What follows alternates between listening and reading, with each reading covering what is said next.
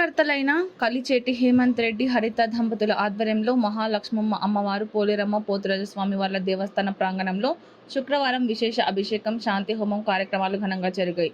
శ్రీ పొట్టి శ్రీరాములు నెల్లూరు జిల్లా ముత్కూరు మండలం వల్లూరు గ్రామ పంచాయతీ బండ్లపాలెం గ్రామంలో ఈ ఆలయం నందు తిరునాళ్ల మహోత్సవాలు ప్రారంభం కావడం జరిగింది. సుప్రభాత సేవ, గణపతి పూజ, స్వస్తి శ్రీ పుణ్యవాచనం, మండపారాధన, లలిత సహస్రనామ పారాయణం, సామూహిక కుంకుమార్చన, పల్లకి సేవ, తీర్థ ప్రసాదాల వితరణ కార్యక్రమాలు నిర్వహించారు. ఉభయకర్తలతో పాటు మహిళా భక్తులు, స్థానికులు అధిక సంఖ్యలో విచ్చేశారు.